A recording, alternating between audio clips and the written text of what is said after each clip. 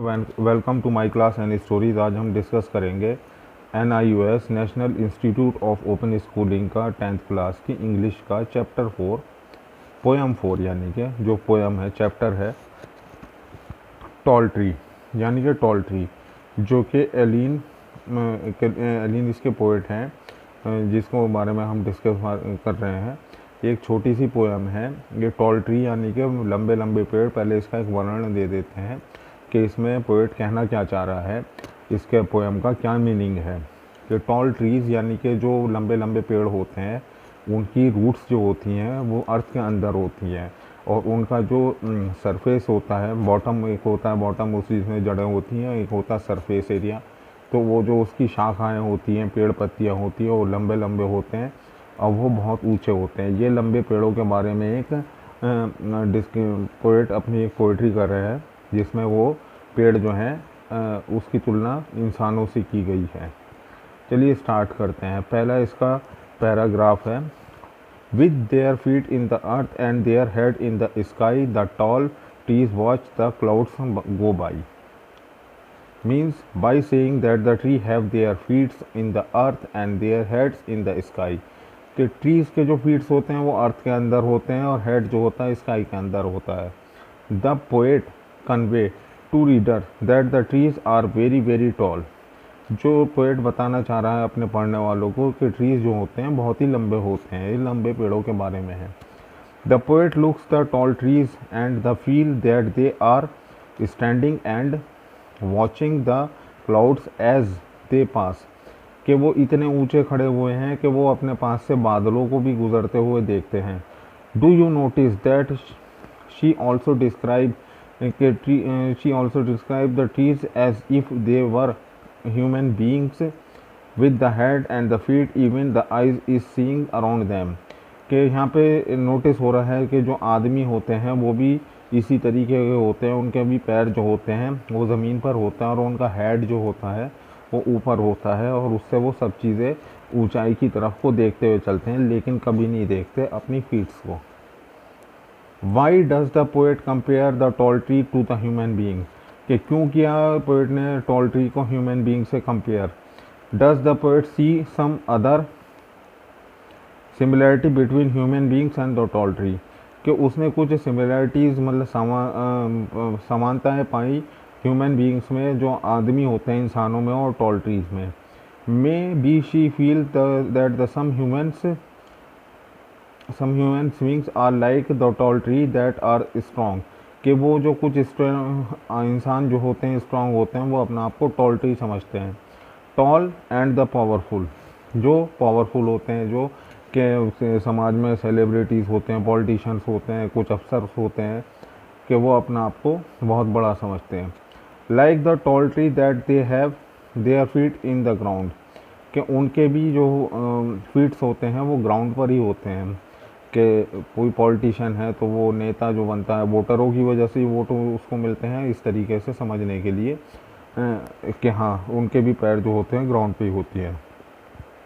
These empowered human beings are humble, kind and caring towards those who need their help। के उसी तरीके से जो है ह्यूमन बीइंग को भी जो है एक अपने आप को काइंड और केयरिंग बनाना चाहिए, जिस तरीके से पेड़ होते हैं, पेड़ भी केयर करते हैं। अब इसका सेकंड पैराग्राफ हम डिस्कस करते हैं। When the dusk sends they quickly the birds to rest, the tall trees shelter them and they safe in the nest। जिस तरीके से बड़े लोगों को छोटे लोगों को सहायता देनी चाहिए उसी तरीके से ये पेड़ के बारे में वर्णन है। The poet give us the integrated picture of the nature in this stanza. Poet ने यहाँ पे बहुत ही एक अंदरूनी पिक्चर दी है इस स्टैंजा के अंदर। इन द इवनिंग, शाम के उस समय में, डार्किंग, जब अंधेरा होने लगता है, scar drives the birds to be safely to their homes in the tree. Birds जो होती है वो वापस लौटती हैं अपने घोंसलों में जो उन्हीं लंबे पेड़ों पर होता है। In this way the different climate different element in the nature component each other to provide the comfort and the shelter to the bird. in this way the different element on the nature, ये कुदरत का एक अलग तरीके का nature का complement है अपने बर्ड्स बीइंग को, जो बर्ड्स होती हैं। Each the provide the comfort and the shelter to the birds, जो बर्ड्स के लिए शेल्टर, रहने और कंफर्ट के लिए एक जोन बनाते हैं क्योंकि वो वहाँ पे सेफ रहती हैं। अब इसका थर्ड पैराग्राफ है, इसको हम डिस्कस करते हैं। And then in the night with the tall tree peeping the moon shines down on the word that sleeping. इसका जो लास्ट सेंस है कि रात के बारे में वर्णन है, उसको हम डिस्कस करते हैं। The evening change into nights, कि रात जो है शाम जो है रात में बदल जाती है। By the lighting of the moons, फिर मून की जो लाइट होती है वो दिखने लगती है।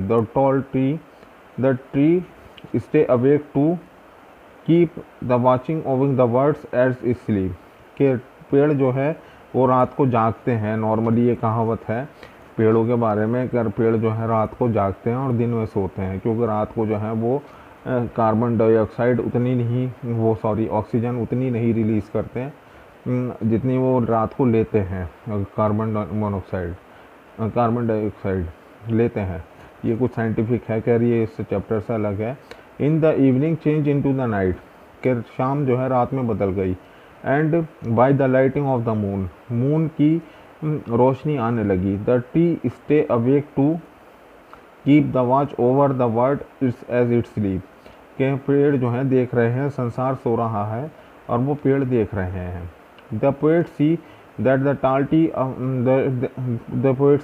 Toll tree as our protector, के टॉल ट्रीज जो होते हैं वो हमारे प्रोटेक्टर होते हैं, गार्जियन होते हैं, जो देख रेख करते हैं। In whose care we can sleep safely and soundly without any worries, जिसमें हम जो है सो सकते हैं बगैर किसी चिंता के।